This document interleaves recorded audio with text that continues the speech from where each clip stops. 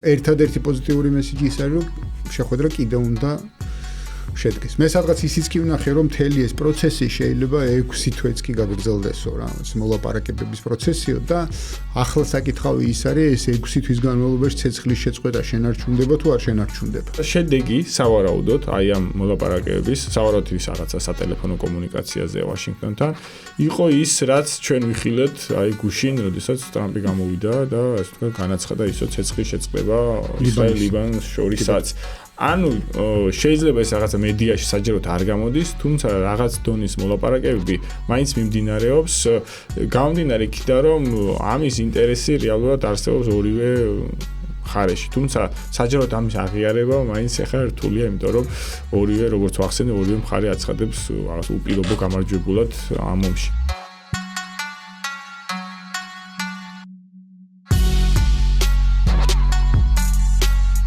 მოგესალმებით, ლაპარაკობს და უჩვენებს 42 პარალელი საქართველოს რადიოს ეთერში და ასევე ჩვენს ინტერნეტ პლატფორმებზე, YouTube-ში. შეგიძლიათ მოისმინოთ ჩვენი, ასე ვთქვათ, საუბარი, ჩვენი მიმოხილვა, საერთაშორისო მიმოხილვა ასევე Spotify-ზე. დღევანდელ მიმოხილვასაც ხადია შემოგთავაზებთ შოთა თხელიძე და მე გიორგი გვიმრაძე. გამოიწერეთ ჩვენი არხები, ჩართეთ შეტყობინება, ჩაურთეთ შეტყობინება იმისთვის, რომ არ გამოგჩეთ სიახლეები და მოკლედ გამოყვებით იმ პლატფორმებზე, სადაც ვართ Facebook-ი, Spotify, YouTube-ი, TikTok-ი. შემოგვიერთით და აკომენტარეთ, თუ კითხვები გექნებათ, მოგწერეთ კომენტარის სახით YouTube-ის ვიდეოს ქვეშ. შეგვიძლია ან იქვე გიპასუხოთ, თუ ისეთ საკითხი იქნება, რომელიც განხილვად შესაძლებელია ჩვენს მიმოხილვის დროს, ვეცდებით განვიხილოთ აქ ამ ფორმატში. შოთა, სალამი, მოკლედ ესე იგი დავიწყოთ, ქრისტე აღდგა პირველ რიგში მიულოცოთ ჩვენს მსმენელებს და მაყურებლებს ეს წყინვალე დღესასწაული. მოკლედ ეს კვირა საინტერესო გამოდგა იმ თვალსაზრისით, რომ ჩვენ ვიცოდით გასულ კვირას ვისაუბრეთ ამაზე კიდევაც, რომ კვირას ჩატარდა უნგრეთში არჩევნები და 16 წლიანი მმართველობის შემდეგ ვიქტორ ორბანის ხელისუფლებამ, ვიქტორ ორბანის პარტიამ წააგო საპარლამენტო არჩევნები, ის აღარ არის, ასე ვთქვათ, პრემიერ-მინისტრი. და ამ თემას შევეხოთ ცხადია და ასევე გაიმართა პირველი ესე ვთქვათ მოლაპარაკებები ირანსა და ამერიკას შორის. ამ შემთხვევაში ამერიკას წარმოადგენდა, როგორც ნათქვამი, იყო ვიცე-პრეზიდენტი ჯეი-დი ვენსი და ასევე გუშინ გახდა ცნობილი იმის შესახებ, რომ ლიბანსა და ისრაელს შორის მოხდა შეთანხმება 10 დღიანი ცეცხლის შეწყვეტის შესახებ. მოკლედ ამ თემებს შევეხოთ დღევანდელ ჩვენს გამოშვებაში და დავიწყოთ უნგრეთიდან. პირველი კითხვა, რაც მაქვს, რაზეც ვერ ჩამოვყალიბდი საბოლოო ჯამში, ანუ აი ეს პასუხი ჩემს ამ კითხვაზე საკუთარ თავთანაც ვერ გავეცი, ეს არის ის, რომ ორბანმა წააგო თუ მადიარმა მოიგო. ანუ ამ შემთხვევაში რა იყო გადამწყვეტი აი ამ შედეგისა, რომელიც დადგა უნგრეთში შენი აზრით? ხო, ეს საინტერესო კითხვაა და თუ ესე დავაკვირდებით პროცესების განვითარებას, შეიძლება უფრო, ასე ვთქვათ, ორბანის წაგება, ვიდრე პიტერ მადიარის მოგება და რა მაძლევს ამის თქმის საშუალებას, ხო?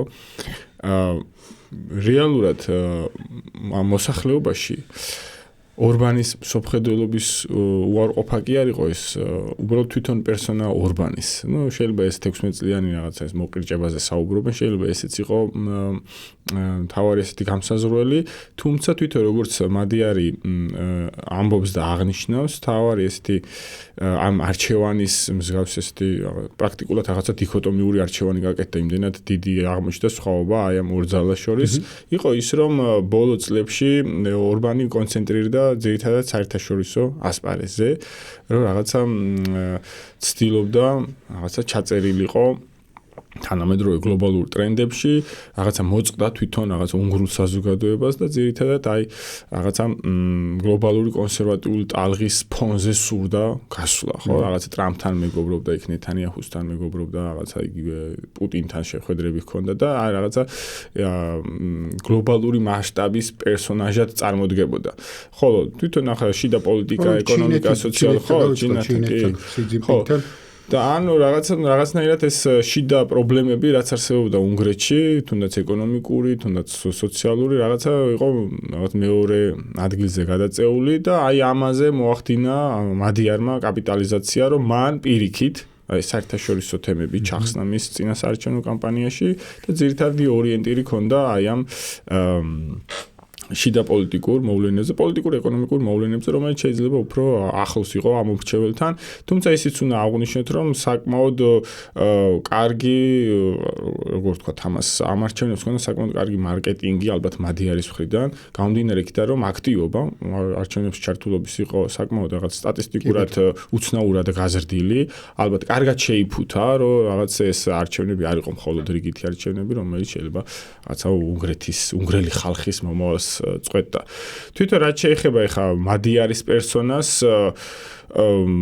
ჩვენ უნდა დავაკვირდეთ აი პოლიტიკურ შემადგენელს მისას, ის არ არის რაღაც ერთი პარტიის წარმომადგენელი, ის არის გაერთიანებული ოპოზიციის კოალიციური ერთობის წარმომადგენელი, რომელიც საკმაოდ ესეთი ცენტრისტული ლიბერალური ჯგუფებისგან შედგება, რომელთა აფილაცია მეტწილად არის ბრიუსელთან, რაღაც ევროკავშირის ცენტრთან, რაც შეიძლება გვათქმევინოს ის, რომ ის მაინც სამომავლოდ დაქვემდებარებული რამ მოუწევს გაითვალისწინოს ის მეინსტრიმული პოლიტიკური ხაზი, რასაც ატარებს ევროკავშირი, გამომდინარე იქიდან, რომ უნგრეთი არ არის ახლა საპრეზიდენტო რესპუბლიკა, არის საპარლამენტო რესპუბლიკა და პრემიერი არის დაქვემდებარებული რაღაც საპარლამენტო რაღაცა ჯგუფებზე, პარტიულ ჯგუფებზე, მithumetes თუ ეს კოალიცია, ის შეეცდება, რომ შეინარჩუნოს ეს კოალიცია, თუ რაღაცა ისეთი აი რაღაც განცხადებები გააკეთა, ნახევრად რაღაც კონსერვატიული ჟანრის და შეიძლება რაღაც ესეთი ტიპის განცხადებები აი ამ შემადგენელი პოლიტიკური ჯგუფების ამ კოალიციის მომავალ შეიძლება მიუღებელი იყოს,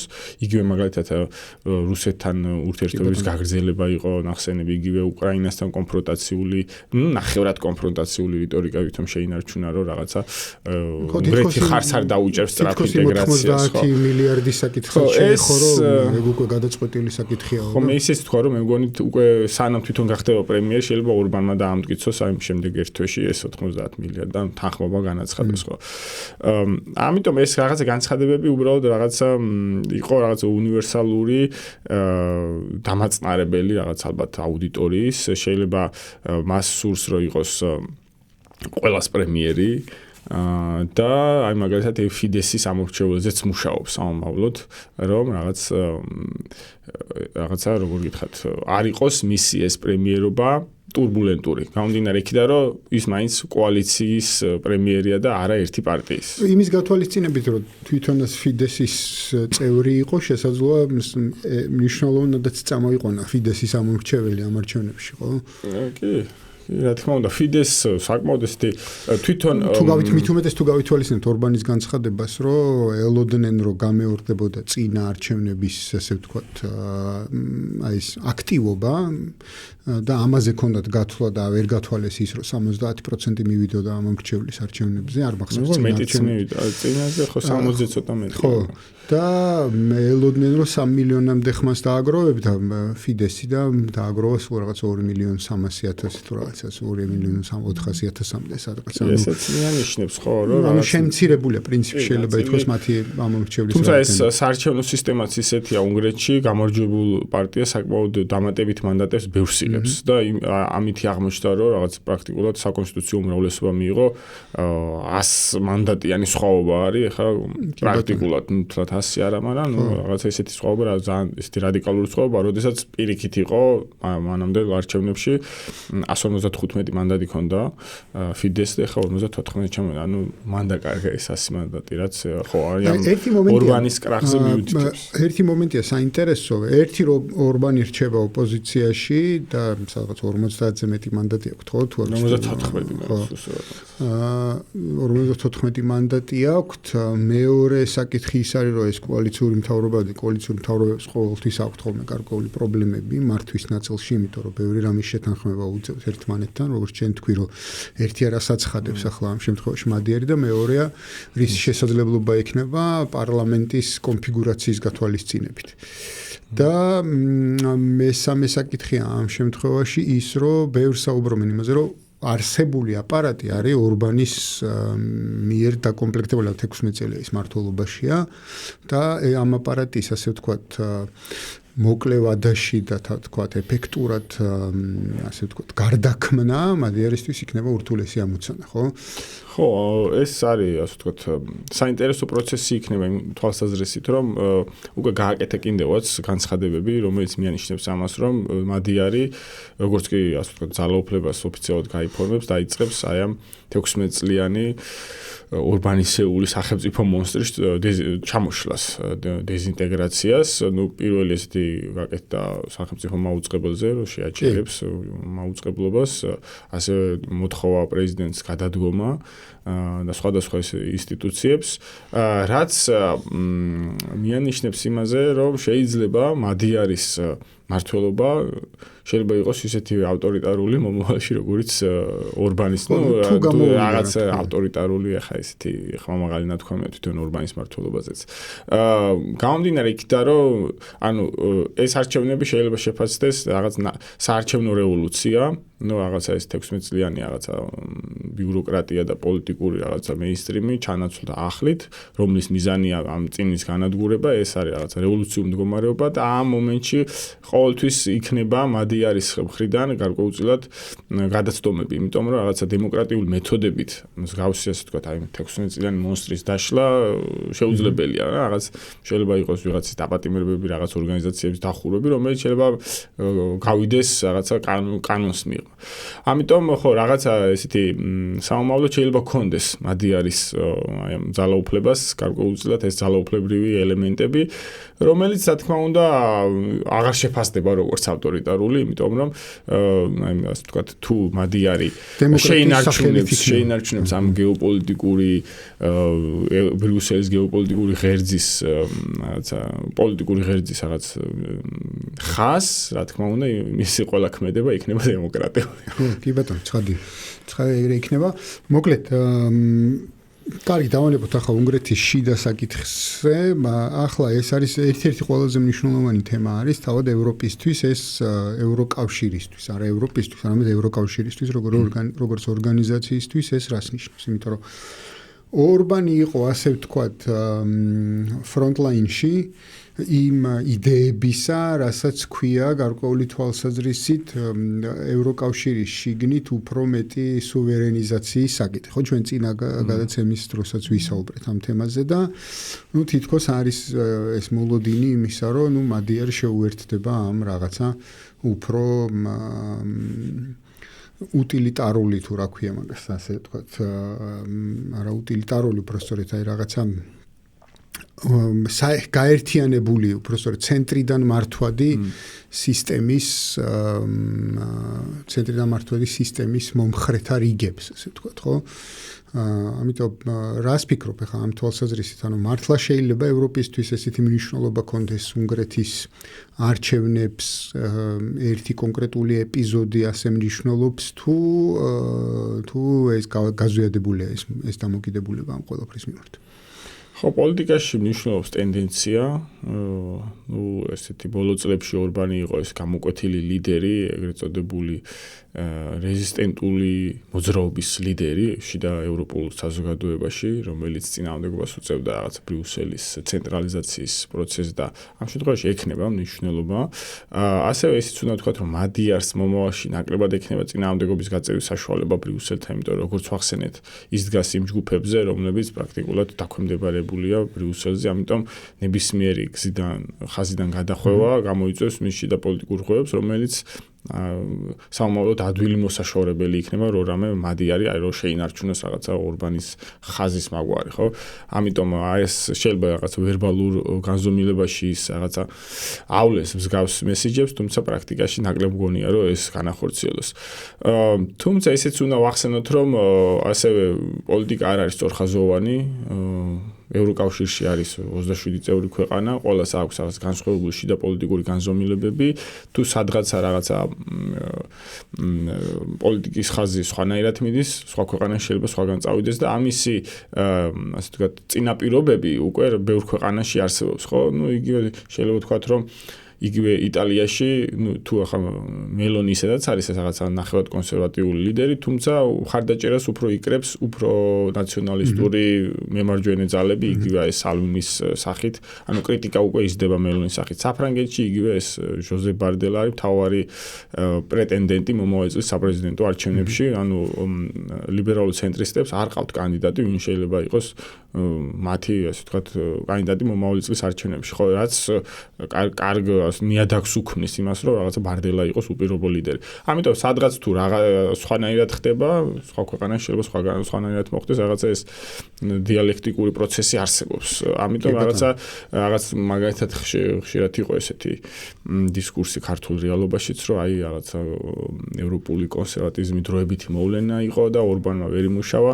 თუმცა ეს შეიძლება ამოყირავდეს სულ რამდენიმე თვეში სხვა ქვეყნების მაგალითს. ასევე ისიც უნდა მახსოვოთ, რომ სლოვენიაშიც არის ესეთი რეზისტენტული პოლიტიკის საწყისები, რომ მაგალითად პრეზიდენტი გამოვიდა და თქვა, რომ ნატოდან გასვლის საკითხი უნდა დავაყენოთ და რეფერენდუმი ჩავატაროთ ამის შესახებ. ეხლა სლოვენიას რამდენად მიცემენ ამის უფლებას და რამდენად საერთოდ განახორციელებენ ერთ საკითხად, თუმცა ეს მესიჯებიც უკვე მიანიშნებს, რომ სადღაც თუ სხვანაირად ხდება, იმის საპირისპირო ხდება სხვა ქვეყანაში.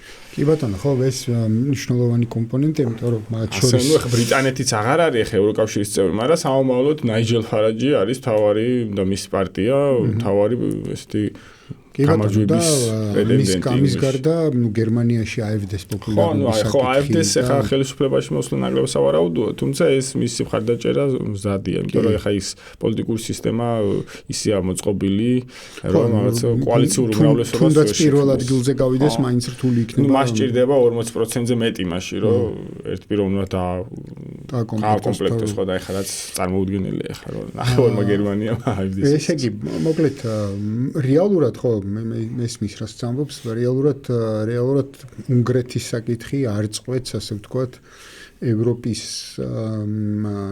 ასე ვთქვათ, მომავალს პრინციპში, შეიძლება იყოს რაღაც გარკვეული ეპიზოდური ეიფორია იმით, რომ ვთქვათ,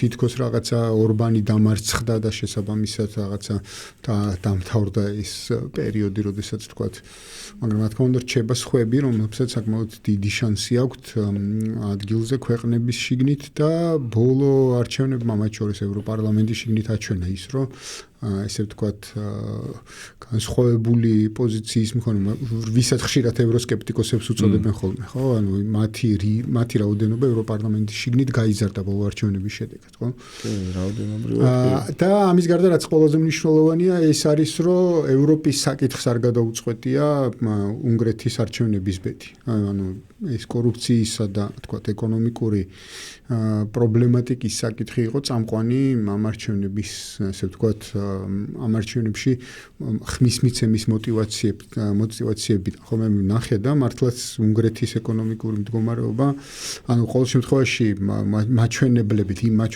რომელთაც დღეს ზომავენ ხოლმე ეკონომიკას, არც თუ ისე სახარბიელოა, ხო ის რუმინეთს და ბულგარეთს უსწრებს ევროკავშირის შიგნით, პრინციპში. შეიძლება ასე ითქვას. ხო, იმ მოცემულობაში, რომ უნგრეთი იღებდა შედარებით იაფფასიან რაღაცა ენერგიას, მაშინ უნდა ქონოდა უფრო მაღალი ეკონომიკური ზრდა, თუმცა 2% იყო წელს შარშან ზრდა, რაც არ არის ის მაჩვენებელი, რომელთაც შეიძლება ორბანს დაეკვეხა. შეიძლება ეს იმასაც დაუკავშიროთ, რომ ისი კუთვნილი, ასე ვთქვათ, 19 მილიარდი იყო გაყინული და მას არ აძლევდნენ და ასე შემდეგ, ხო?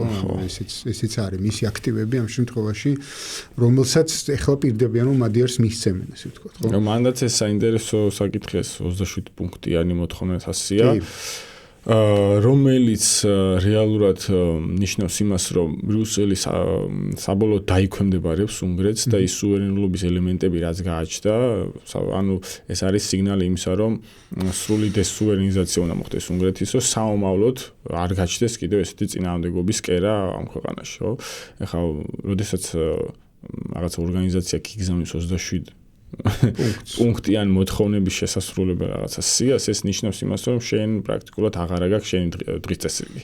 ასრულებ იმას, რასაც გეუბნები. რომელიც 19 მილიარდი ღირს. ხო, მე მგონი 35 იყო. რაღაც მე 19 მახსოვს. რამდენი ძირს მოკლედ, ხო. რა ღირს?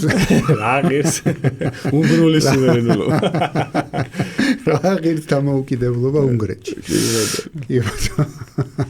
და კიდე მეორე საზომი შეგვიძლია შემოვიტანოთ, რამდენ უნგრულ სალას იყიდის. თანხა, რომელიც უნგრული სუვერენიტეტისთვის არის განკუთვნილი. მოდი ჩვენს კონტექსტს შევეხოთ, ხო? ანუ ჩვენთვის, ასე ვთქვათ, ჩვენი პოლიტიკური, ესე ვთქვათ, დღის წესრიგისთვის უნგრეთი იყო რაღაც გარკვეული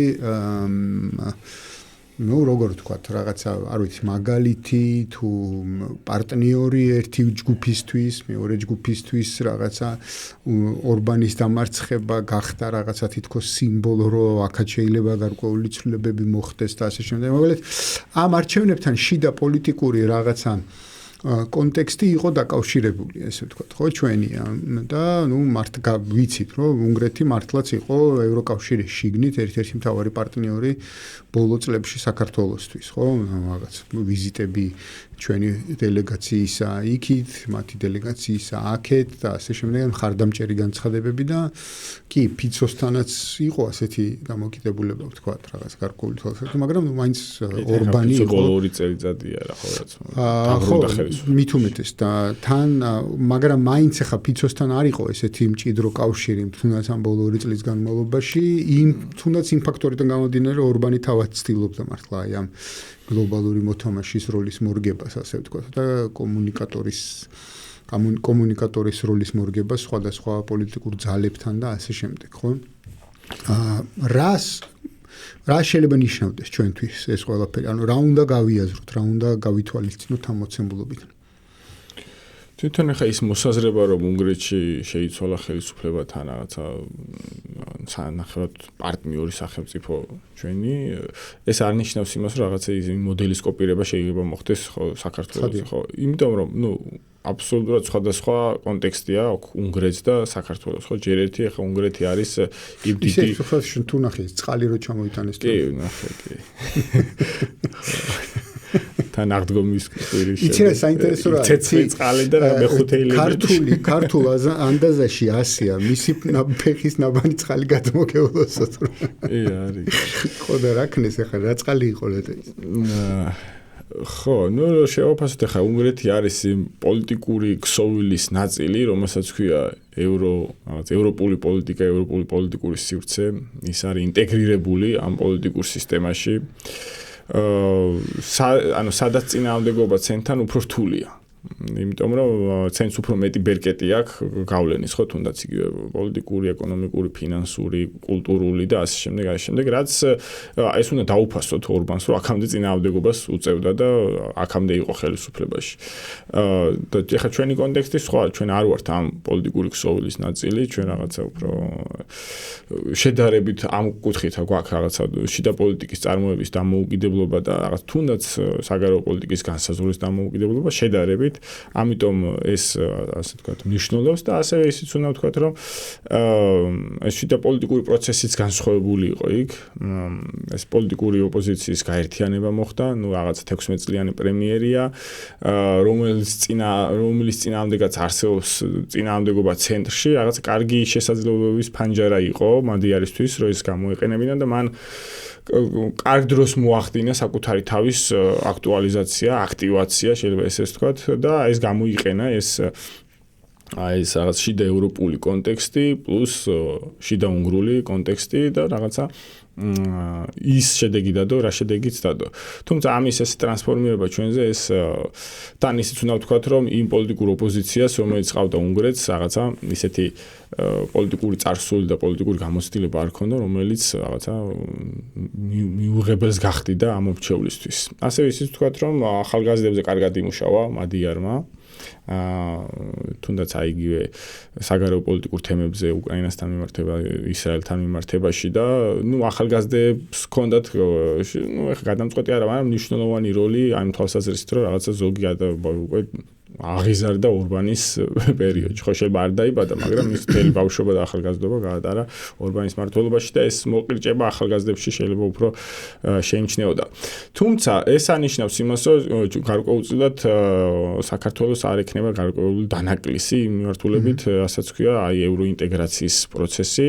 თუ აქამდე ორბანი რაღაც ქართულ პოზიციებს მეტნაკლებად იცავდა და გარკვეულ რაღაც ნეგატიურ პოლიტიკებს დროებით მაინც აჩერებდა საქართველოსთან მიმართებაში, შეიძლება ეს შემაკავებელი აღარ იყოს მომავალში. კი, ახლა მადიარმა თქვა, რომ რაღაცა საქართველოსთან ექნება კარგი ურთიერთობები, თუმცა ეს რაღაცა ჯობლები დიპლომატიური კლასიკური განცხადებაა, სხვანაირად ვერ ციტყოდა და ახლა არ ამგონია, ახლა მადიარმა თავი გამოიდოს და ვეტუები და რაღაცა თუნდაც მედროშე იყოს ქართული ინტერესების ევროკავშირში, უბრალოდ შეიძლება ის ჩუმად დათანხმდეს, შეიძლება არც ხმა არ მოიღოს ისე მისი არ მონაწილეობა კენჭისყრებშიც, ეს უკვე თანხმობა იქნება იმ პოლიტიკების, რაც შეიძლება ქონდეს ბრიუსელს. ამ თვალსაზრისით ხო, რაღაცა დანაკლისი არის. ამასთან ერთად აქვე უნდა დავამატოთ, ესე ვთქვათ, მარტაკოსის განცხადება, რომელმაც სწორედ მოყვა პრინციპში, აი გუშინ იყო თუ არ ვცდები, ან გუშინ წინ, მეგონი უფრო გუშინ, როცა განაცხადა, რომ ესე ვთქვათ, ევროკავშირი არ არის მზად მიიღოს ქვეყნები, რომლებიც მას დაასუსტებს. და ამ შემთხვევაში იგულისხმებოდა დასუსტებაში არა ვთქვათ ეკონომიკურად დასუსტება, რო ვთქვათ ეკონომიკურად განვითარებელი ქვეყნები, რომელზეც ზრუნვა მოუწევს ევროკავშირს, როგორც ეს ადრე იყო. ამ შემთხვევაში იგულისხმებოდა სწორედ ეს ღირებულებითი ნაწილი, როდესაც თქვათ შეიძლება ქვეყანა სრულად არ ეთანხმებოდეს ევროკავშირის ასე ვთქვათ მოთხოვნებს, ხო? და შესაბამისად აი პირდაპირ მოხდა. პრინციპში შეიძლება ითქვას, რომ გარკვეული თვალსაზრისით ჩვენ და ჩრდილოეთ მაკედონიას მიგვითითეს, ხო, რაღაც ამ განცხადებით. აქ უნდა ჩვენ ვახსენოთ ის თუ რატომ გაკეთდა ეს განცხადება, იმიტომ რომ დღეს ორგანიზაცია არის საკმაოდ კრიტიკულ მომენტში, როდესაც ის ახდენს ტრანზიციას, მისი პროფილი პრაქტიკულად სრულად იცვლება, ხო? აქამდე თუ იყო რაღაცა ის ეკონომიკური, სავაჭრო, სოციალური, რაღაც ადამიანის უფლებებზე მორგებული ორგანიზაცია, რომელსაც აი ეს, როგორ გითხრა, რაღაც პოზიტიური სახე ჰქონდა.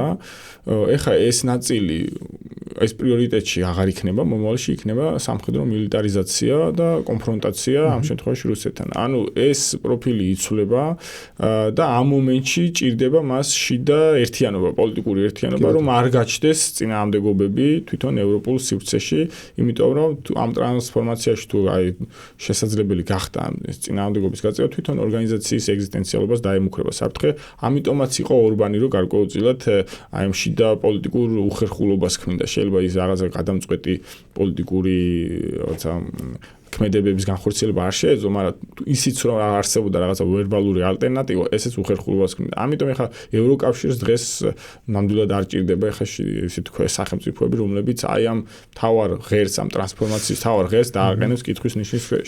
გახსოვს ეს თემა, რომელიც ესე ვთქვათ კონსენსუსის გადახედვას ითვალისწინებდა, ხო?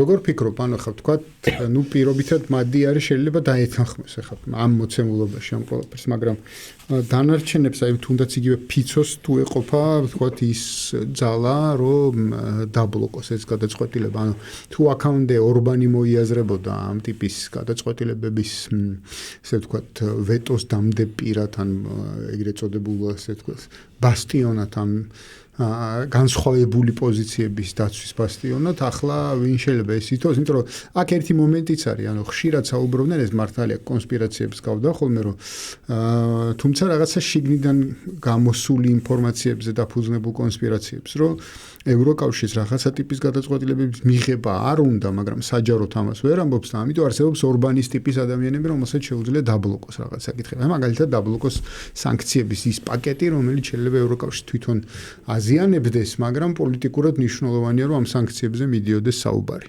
და ამისთვის არსებობს ორბანი, რომელიც ამას დაბლოკოს. ანუ არსებობდა ეს მიდგომა, მაგრამ ხო ამას ჭირდება დადასტურება, ხა ლოგიკა არსებობდა ყოველ შემთხვევაში. თუმცა ხა წინააღმდეგობის შესაძლებლობა მსგავსი ტიპის სახელმწიფოებს რეალურად არ აქვთ, ხო? სლოვაკეთი კიდე უფრო პატარა ქვეყანაა უნგრეთზე. აღარ მახსოვს მოსახლეობა და ეკონომიკა მით უმეტეს უფრო პატარა იქნება. სისტემა ისეა მოწყობილი, რომ ევროკავშირი ან მსგავსი ტიპის ქვეყნების დეინდუსტრიალიზაცია მოხდა და ისინი არიან რეალურად ჩამოკიდებული ბრიუსელის ტრანშებზე, ხო? უნგრეთი საკმაოდ ესეთი კარგი თანხებით ფინანსდებოდა ყოველწლიურად. ანუ საბიუჯეტო პრაქტიკულად შეიძლება ესე ვთქვათ, რომ რაღაც საბიუჯეტო შევსებას ახდენს ხოლმე ბრიუსელი ხა. სლოვაკეთს რამდენად შეუძლია ამაზე წინააღმდეგობა გაწიოს, ჩემთვის წარმოუდგენელია, თან დამოუკიდებლად. თუ ეხლა მას ეყოლება რაღაც მოკავშირე ამ საკითხში კიდე შესაძლებელია, იმიტომ რომ უკვე ორ და რამდენიმე ქვეყნისთვის დაბლოკო რაღაც თანხები, ეს უკვე თვითონ ორგანიზაციულ პრობლემებს შექმნის. ეგრეთ წოდებული ჩეხოსლოვაკია თუ გაერთიანდება. ბაბიშის საკითხი საინტერესო, მაგრამ ბაბიშის პერსონაჟი ცოტა ისეთი საინტერესოა, გამოკვეთილი მაინც არ არის, მაინც ახლა ისიც მოკლედ ვიდრე გადავალთ ირანის თემაზე, მე მგონია რომ ჩვენთვის აქ არის ძალიან მნიშვნელოვანი საკითხი, რომ საბოლოო ჯამში მე მგონია რომ უნგრეთის არსებობა გარკვეულ ილუზიებს ქმნიდა საქართველოში, ტოვებდა ყოველ შემთხვევაში ილუზიებს, რომ რაღაცა ტიპის განსხვავებული ელიტა შეიძლება არსებობდეს ევროკავშირის შიგნით, ევროპული ბიუროკრატიის შიგნით, რომელთანაც შეიძლება დაალაგება და რომელზეც შეიძლება კიდე გათვლა იმისა, რომ რაღაც გრძელვადიან პერსპექტივაში ესეთი ელიტა მოძლიერდება ევროკავშირის შიგნით და მასთან ჩვენ შევძლებთ რომ დავალაგოთ. თითქოს ეს ყველაფერი აი ამ ილუზიებს, ესე ვთქვათ, აკრობს, ну ყოველ შემთხვევაში რაღაც გარკვეული ვადით ავადებს, იქიდან გამომდინარე რომ ნახოთ მომავალ წელს რა იქნება საფრანგეთის არჩევნებში, როგორ განვითარდება იტალიის შიგნით პროცესი, მათ შორის ბრიტანეთში, იმიტომ რომ მართლაც და კი ბრიტანეთი აღარ არის ევროკავშირის წევრი, მაგრამ ну მაინც სტარმერი მოიაზრება ევროპული ელიტის ნაწილად, ხო? განსხვავებით მაგალითად თუ არ ვიცი რამდენად აქვს შანსი ფარაჟს, მაგრამ ფარაჟი მაქსიმალურად არ მოიაზრება იმ ევროპული ელიტის ნაწილად, რომელიც ახლა არის, ხო ვთქვათ, მართლობაში.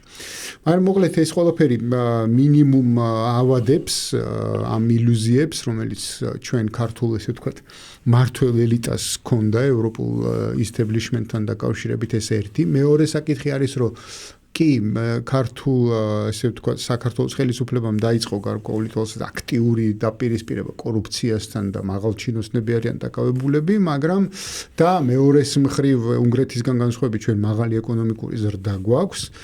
თუმცა თუ გავითვალისწინებთ იმას, რომ ჩვენი ეკონომიკური ზრდაც მათ შორის დამოკიდებულია იმ საფინანსო ეკონომიკურ სისტემაზე, რომელიც სისტემაც ვთქვათ ინკლუზიური არ არის და საზოგადოების საკმაოდ დიდი ნაწილისთვის ეს ზრდა ხელშესახები არ არის, ხელშესამჩნევი არ არის, ეს საკითხი მოითხოვს მნიშვნელოვან ყურადღებას, ხო? იმიტომ რომ გადამწყვეტი აღმოჩნდა შეიძლება ითქვას ის ეკონომიკური პროცესი, რომელიც მიმდინარეობდა უნგრეთის შიგნით, გადამწყვეტი აღმოჩნდა ამ არჩევნებზე, ხო, კორუფციასთან ერთად. ამიტომ ეს საყურადღებო საკითხებია და ამასთან ერთად პრინციპში შეიძლება ითქვას, რომ აი ეს რაღაცა აი ესე ვთქვათ, გარეთ რაღაცა ცდელობები რაღაცა კავშირების დამყარებისა და ასე შემდეგ მეორეს მხრივ თითქოს აჩენს იმ განცდას, რომ კი თითქოს სუვერენული ხარ, კი თითქოს რაღაცა ურთიერთობა გაქვს სუვერენული, მაგრამ როდესაც არ ამტკიცებ, ასე ვთქვათ, არ განამტკიცებ საკუთარ ეკონომიკურ სუვერენიტეტს და მათ შორის შენს აი ამ საგარეო პოლიტიკაში კონკრეტულ განაცხადებს არაკეთებ, ეს სიმყარეს არ სცემს საბოლოო ჯამში გრძელვადიან პერსპექტივაში. შემთხვევაში იმ ძალაუფლებას, რომელსაც შენ ფლობ. ამიტომ ეს გასათვალისწინებელი, ესე ვთქვათ, მაგალითები და გაკვეთილებია, რომელიც შეიძლება უნგრული ესე ვთქვათ, მოცემულობიდან გამოიტანოს ადგილობრივმა ხელისუფლებამ, ხო? გადავიდეთ მოკლედ ირანის თემაზე, ეს საკითხი მოაღრესად მნიშვნელოვანი რჩება. იყო რაღაცა თითქოს მოლოდინები, რომ ყოველ შემთხვევაში გარკვეულ პოზიტიურ მესიჯებს მაინც გააჟღერებდნენ მოლაპარაკებების შემდეგ მხარეები, მაგრამ პოზიტიური კი არა, მე მგონი თქვენს, რომ ტყუილა შევხვდით ერთმანეთს. ხო, არა, უტრირებ ეხლა ცხადია, მაგრამ რაღაცა ასეთი იყო თითქოს. არ იყო მთლად პოზიტიური მესიჯები გაჟღერებული მოლაპარაკებების შემდეგ.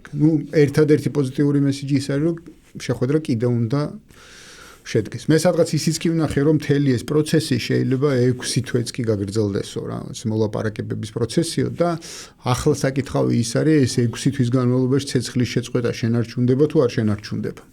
ერთი შეხედვით წარმოუდგენელიც კი ჩანდა, რომ ეხა პირველივე შეხვედრაზე, ეხა ისლამაბადში რომ რაღაცა გარღვევა მომხდარიყო და შეთანხმება განხორციელებული იყო იმ თვალსაზრისით, რომ ორივე მხარე გამარჯვებულად აცხადებს თავს, ანუ არა, მე რას გულისხმობ, იცი რომ არის ხოლმე ასეთ რთულ შემთხვევებში გამოდიან მხარეები და ამბობენ, რომ შევთანხმდით, რომ ვერ შევთანხმდით და შევთანხმდით, რომ კიდევ უნდა შევხვდეთ ერთმანეთს შესათანხმებლად. ესეც არის. ხო, ანუ მე როგორც გახდა ცნობილი ამერიკული დელეგაციიდან დასაწყისში მარტო JD Vance-მა დატოვა ისლამაბადი და დარჩნენ კუშნერი და ვიტკოფი, ალბათ ეიმედებოდათ, რომ რაღაცა სანამ ისინი იყვნენ ისლამაბადში, რაღაც დათმობებზე შეიძლება ირანული დელეგაცია წასულიყო, თუმცა ეს დათმობები არ მოხდა, მაგრამ ეს პროცესი გაგრძელდა. თავარი ესეთი შუამავალი პაკისტანის არა თვითონ პრემიერია შარიფი, არამედ ფელდმარშალი ასიმ მუნირი, სამხედრო პირი, რომელსაც აქვს ამერიკულ რაღაცა გენერალიტეტთან ახლო ურთიერთობა და ასევე კარგი ურთიერთობა აქვს ირანის რევოლუციურ გუშაქთა კორპუსის ხელმძღვანელობასთან და ის მოიაზრება მთავარ მოდერატორად და ის იყო 2 დღის წინ თუ სწორად მახსოვს თეირანში ჩასული და აბას არახჩის შეხვდა და შედეგი სავარაუდოდ აი ამ მოლაპარაკებების სავარაუდოდ ის რაღაცა სატელეფონო კომუნიკაციაზე ვაშინგტონთან იყო ის რაც ჩვენ ვიხილეთ აი გუშინ როდესაც ტრამპი გამოვიდა და ასე ვთქვათ განაცხადა ისო ცეცხლის შეწყდება ისრაელ-ლიბანს შორისაც.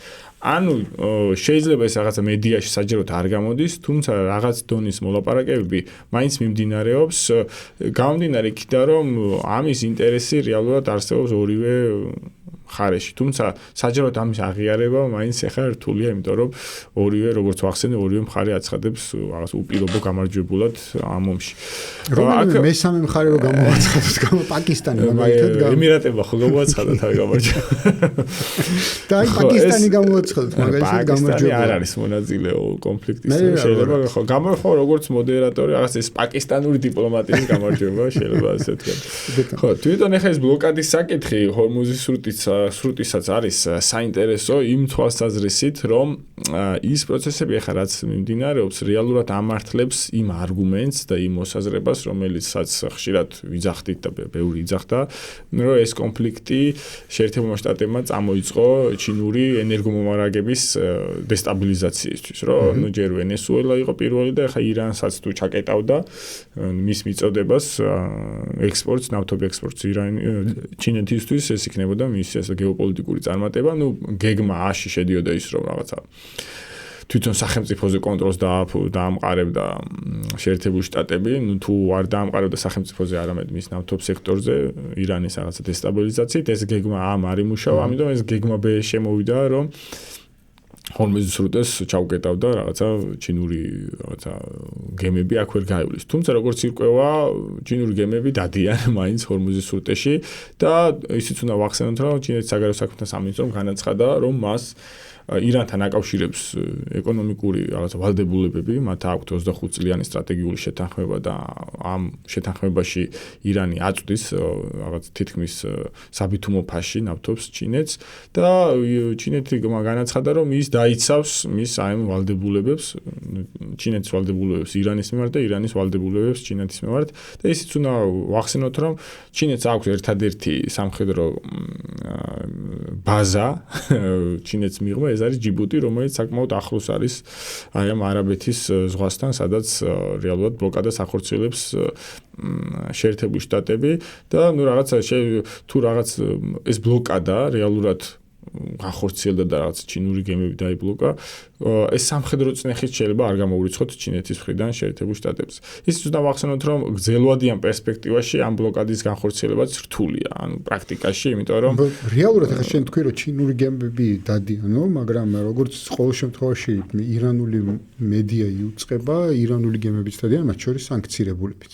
ხო, ეს როგორც თვითონ აი ნავიგაციის რუკებზე ჩანს, ეს გემები მოძრაობენ ირანის ტერიტორიულ წყლებში და ესე გადიან ალბათ პაკისტანის მხარეს, ხო. შეიძლება ესეც იყო რაღაცა სანახევროდ მედია პიარული განცხადება ტრამპის მხრიდან, ბლოკადის ბლოკადას ვახდენ. მე ისიც კი განაცხადა, რომ მე ჩინეთის გამოვხსნი ამ ბლოკადას და ბედნიერია ჩინეთიც, მეც და ამის გამო ჩამეხუტება სულ უფრო მეტად ვიხრები იმ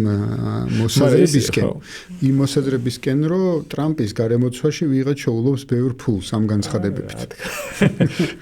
როგორც რაღაცას განაცხადებს ავარდება ფასი ნავთობზე, მერე განაცხადებს დავარდება ფასი ნავთობზე, დოლარის ესე ვთქვათ კურსიც ვითქვევით თამაშობს და ამით ფაქტია რომ ვიღაც ხეირობს. ეხლა ეს შეიძლება წავიკითხოთ ესეც, რომ მაისში უნდა შედგეს ტრამპისა და სი ძინპინის შეხვედრა, ჩინეთში ჩადის ტრამპი. ნუ არ ვიცი, ეხლა ესეც შეიძლება არ არის საბოლოოდ გადაწყვეტილი, მაგრამ ნუ მედიაში როგორც არის გავრცელებული ესეა. და იქ რაღაცა გუშინ გავრცელდა, რომ პუტინის ვიზიტი მზადდება კიდე ჩინეთში. ანუ რაღაც სავაჭრო თემა ჭირდება ტრამპს, რაზეც შეიძლება ევაჭროს სი ძინპინს, ხო? და შეიძლება შესთავაზოს აი ეს ვითომ ბლოკადის მოხსნა. რომ რაღაცა შემდგომ ჩინეთიც რაღაცა თათმობაზე თუნდაც აი ამ იშვიათ მინერალებზე რაც აქვს შეწყვეტილი ვაჭრობა ჩინეთის შეერთებულ შტატებისთვის, აი ეს გამოევაჭროს, ხო? ანუ შეიძლება ამისთვის ჭირდება ეს ბლოკადა საომავლოდ და არა მაგალითად ახლა რეალურად ის გაგრძელდეს თვეების განმავლობაში, რომლის რესურსიც არ აქვს შეერთებულ შტატებს და ასე ის უნდა განვაცხადოთ, რომ რევოლუციური გუშაღთა კორპუსის ხელმძღვანელმა თქვა, რომ თუ ეს პრაქტიკაში რეალურად განხორციელდება ეს ბლოკადა, მაშინ ისინი სამხედრო ანუ რესურსებს გამოიყენებენ ამ განბლოკისთვის, ანუ იმ გემებზე მოახდენენ თავდასხმას, რომლებიც ახორციელებენ ამ ბლოკადას. და პრინციპში სადღაც ერთი კვირაც აღარ რჩება, ხო? ამ შეთანხმებული მეორე კვირაში შეწყვეტის საკითხზე. რა მოლოდინი არსებობს ამასთან დაკავშირებით, ანუ შესაძლებელია რომ გაგრძელდეს ეს ცეცხლის შეწყვეტის რეჟიმი, სანამ მოლაპარაკებები ეგრეთ წოდებული მიმდინარეობს თუ განახლდება შენი აზრით ეს თავდასხმა, ასე ვთქვათ, იერიშები. ხო, ეს სამხედრო მობილიზების პროცესი განახლდა შეერთებულ შტატების მხრიდან, ეს ავიატრანზიტი მიმდინარეობს სპარსეთის ყურეში, რაღაც რესურსების მობილიზება. ასევე აღარ მახსოვს ეს იყო რუსეთის საგარეო საქმეთა სამინისტრო თუ რომელი ინსტიტუცია განაცხადეს, რომ შეერთებული შტატები ემზადება სახმელეთო ინტერვენციისთვის ირანში და რაღაც გამაფრთხილებელი განცხადება იყო ირანისთვის. თუმცა ესეც აი წინა პოდკასტებში ვახსენე, აი პრაქტიკაში როგორ უნდა მოხდეს ეს სამხედრო ინტერვენცია, ჯერჯერობით ვერ ხვდები. ანუ როგორ შეიძლება, ანუ ყველაზე ესეთი მაქსიმუმ ეს იყოს საჰაერო გადასხმა, რაც მოხდა მაგალითად აი ისპანიის ოპერაციის დროს, თუმცა პერსპექტივიდან გეტყვი, რომ მოხდება და ნახავთ. ხო, ანუ თუ განხორციელდება ეს იქნება სადესანტო გადასხმა, მაგრამ ისპანიის ოპერაცია მაჩვენა, რომ არ არის ეს კარგი ოფცია, ხო?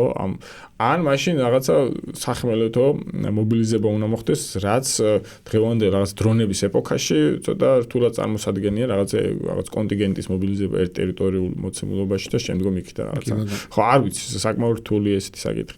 თუმცა ეხა ეს რაც ახსენე ეს პაკისტანის შუამავლობით მიმდინარე მოლაპარაკებებიც რეალურად ხორციელდება, ეს გვაძლევს რაღაცა იმედს, რომ შეიძლება გაგრძელდეს ეს რაღაცა.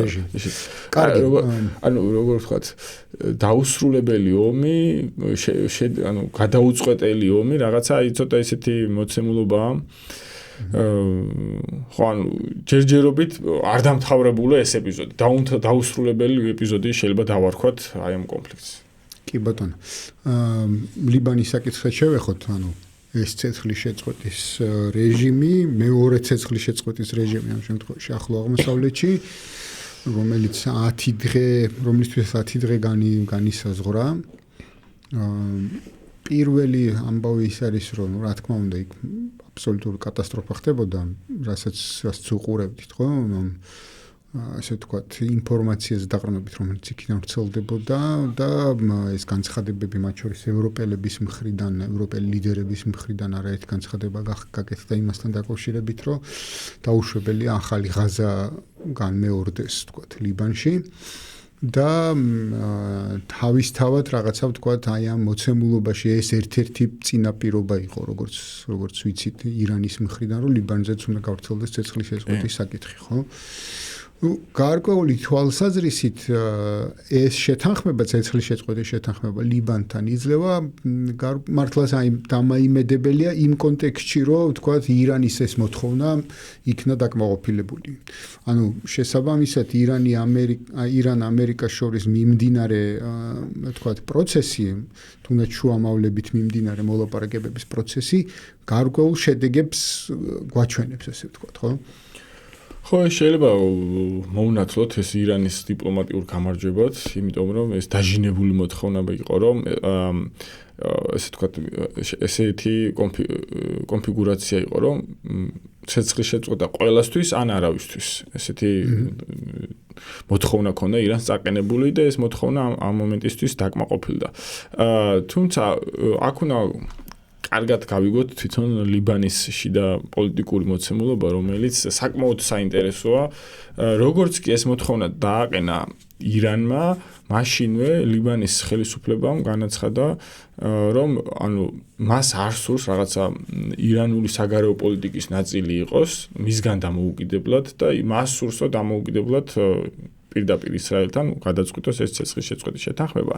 და რას ნიშნავს ახლა ეს, რომ იმდენად ლიბანში შიდა პოლიტიკური სიტუაცია იმდენად დეზინტეგრირებულია, იმდენად მაღალია კონფრონტაცია შიდა პოლიტიკურ ჯგუფებს შორის, რომ ისინი გარკვეულწილად, როგორ ვითხრა, თანახმანიც იყვნენ, რომ ისრაელს არ შეეწყვიტა ჰეზბოლასთან წინამდებობა, ანუ მათ ურჩევნიათ, რომ ჰეზბოლას აქტორი შიდა პოლიტიკაში ლიბანში გაქრეს.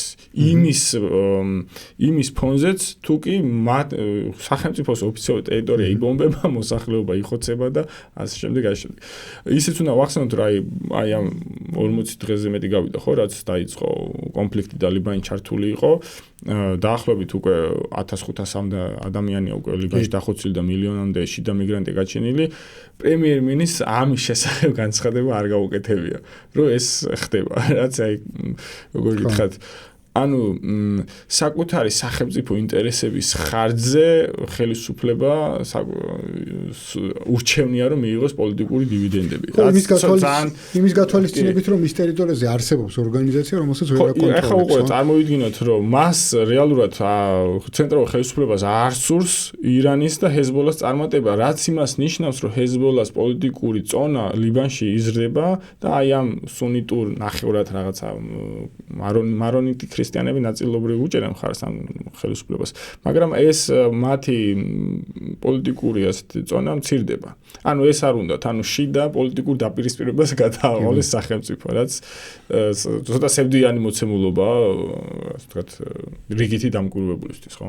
როდესაც ახლა მაგალითად რამდენიმე ვიდეო გავრცელდა, აი ამ საზღვრისპირა სოფლებია და ერთ-ერთი დაბა ახიამი, რომელიც პრაქტიკულად მიწასთან მოსწორდა და ოკუპაციის რეჟიმშია, რამდენიმე დაბა. და ამის შესახებ სახელმწიფო პრემიერი და პრეზიდენტი განცხადებას არ აკეთებენ. კი ბატონო, ანუ კიდევ ერთი საკითხი, ესე იგი იემენელი ჰუსიტების თემა, ისევ არის დარჩენილი, ესე ვთქვათ, როგორც ოქროს რეზერვი ამ შემთხვევაში, იმიტომ რომ მათი გააქტიურება არ მომხდარა, ხო? ეს ბაბელმანდების სრუტის ჩაკეტვა არ ხდება, ჩემი აზრით არ ხდება დღემდე, იმიტომ რომ გარკვეულწილად ირანი ითვალისწინებს საუდის არაბეთის ინტერესებს და საუდის არაბეთის ინტერესების გათვალისწინება ხდება ისევე პაკისტანის მოდერაციით. იცით ალბათ, რომ პაკისტანსა და საუდის არაბეთს შორის ეს ბოლო რამდენიმე თვის წინ დაიდო ეს სამხედრო სფეროში თანამშრომლობის სტრატეგიული შეთანხმება და ის უნდა ვახსენოთ, რომ ეს არაბული ნავთობი გადადის წითელ ზღვაზე და იქიდან ბაბელმანდების სრუტით შეიძლება გადის აღმოსავლეთით და ეს საუდის არაბული მომენტის გათვალისწინება ხდება. ის უნდა აღნიშნოთ, რომ არახში შეხვდა ესაუბრა კიდევაც საუდის არაბეთის საგარეო საქმეთა მინისტრს განსხვავებით სხვა სპარსეთის ყურის არაბული მონარქიებისგან. ჯერჯერობით ხო, ეს გამოუყენებელი ბარათია, თუმცა თუ ის ბლოკადა ჰორმუზის სრუტეში როგორც პრაქტიკაში მართლა რეალურად განხორციელდა, მაშინ არ გამოურიცხოთ, რომ ეს ბაბელმანდების სრუტეც სელექციურად ჩაიკეტოს. კი, შეიძლება საუდის არაბეთს არ ჩაიკეტოს, თუმცა ებრაული გემებისთვის, ამერიკული გემებისთვის. თან ამასთან ერთად ირანისთვის ახლა მეორე სრუტის ჩაკეტვა არაფერს იძლევა ამ წუთას, იმიტომ რომ ეფექტი რომელიც გამოიღო, ასე ვთქვათ, ჰორმუზის სრუტის ჩაკეტვამ ამ წუთას საკმარისია. ხო, ანუ ის გემები, რომლებიც დასავლეთში მიდიოდნენ, ისედაც ვერ გამოდიან ჰორმუზის სრუტეში და ბაბელმანდების სრუტის ჩაკეტვა ხო სავარაუდოდ ხო გლობალური ეფექტი ჰორმუზის სრუტეს ჰქონდა საკმარისი იმისთვის, რომ ეს მოლაპარაკებების პროცესი მაქსიმუმ ეს იყოს სამხედრო გემებისთვის ჩაიკეტოს. და იყო კიდევაც ეს რეალურად ის რომ ირანი არის ამ კონფლიქტში ამ წუთას დაუმარცხებელი, ამის ილუსტრაცია ჰორმუზის სრუტემ აბსოლუტურად მოახდინა, საკმარისად მოახდინა და დამატებითი რაღაცა სირთულეების შექმნა გლობალურ არენაზე ამ წუთას არაფერს არ იძლევა, ხო? კი, შეიძლება ესე ვთქვათ, ანუ როგორ გითხრათ, დამატებით ეფექტს აღარ იძლევა ბაბელმანდების ჩაკეტვა, ხო? ეს უბრალოდ შეიძლება საკუთარი რაღაც მოკავშირეებიც კი გააღიზიანოს იგივე ჩინეთი და იმიტომ რომ ჩინეთი კი რაღაც სპარსეთის ზღვიდან ნავთობს იღებს, თუმცა ბაბელმანდების სრუტით ვაჭრობს ევროპასთან, ხო? ეხლა ჩინეთისთვის არც მაშინ ჩაუგეტია 2 წლის წინ, როდესაც ასეთი ამერიკელებს ჰქონდათ სამხედრო ოპერაცია იემენელების წინააღმდეგ. თუმცა მაინც ხო, გარკვეულ რაღაც ფასის ზრდას მაინც იწევს, იგივე გემების დაზღვევის მიმართულებით და ტრანსპორტირების ხარჯების გაზრდით და ასე შემდეგ. ეს ჯორჯ ბუშის ავიამზიდი მიდიოდა მაგალითად არაბეთის ზღვაში, თუმცა აღარ შევიდა წითელ ზღვაში აი იმ შიშით. ანუ წეგან რაც ვახსენე, შეიძლება რაღაც აი მხოლოდ სამხედრო გემებისთვის ჩაიკეტოს ბაბელმანდების სრუტე, ხო. სხვა კუთხით აზრი არ აქვს ხა ბოლოს არ არის ხო ჯერჯერობით არაფერი ცნობილი შემდეგი შეხვედრის შესახებ, ანუ რამე თარიღი, რამე ისეთი არაფერი თქმულა, როგორც ვიცი. იცით რომ ხანდახან ტრამპის განცხადებები ცოტა სასაცილო და ის კი ხოლმე გუშინაც თქვა რომ მოლაპარაკებები კარგად მიდის და კარგი ურთიერთობა გვაქვს ირანთან, ესეთი განცხადებაც გააკეთა. შეიძლება ეს იყოს სასაცილო, თუმცა არ გამოურიცხოთ რომ ეს პროცესი მიმდინარეობს და რაღაც მომენტში უცებ მედიაში გამოვიდეს ნიუსი რომ გარკვეულ ხო იყო საუბარი რომ ევროპაში ჟენევაში უნდა მომხდარიყო შემდეგი შეთანხმება და შეხვედრა, თუმცა ირანულმა მხარემ ეს კატეგორიულად უარყო და მათ ერთადერთ ვენიუდ ანუ ადგილად, სადაც მომავალში კიდევ შეიძლება შედგეს მსგავსი ტიპის შეხვედრები, იქნება მხოლოდ ისლამაბადი. ესეთი კი, ანუ მეზობელი პაკისტანი. რაც შეიძლება ახლოს თავის ტერიტორიასთან და რაც შეიძლება სანდო ხო, ძალიან სანდოც არც პაკისტანია, მაგრამ მეტნაკლებად სანდო. რაც შეიძლება სანდო ამ რეალობაში, კი ბატონო. ავღანეთში ვერ შეხვდებიან. ხო, ავღანეთში ვერ შეხვდებიან და ომანში კიდე. ომანში კიდე ხო, ჩაკეტილო ომანში. ხო. კარგი, მადლობა შოთა დღევანდელი განხილვისთვის, ამით ჩვენი საერთაშორისო მიმოხილვა დასრულებულია.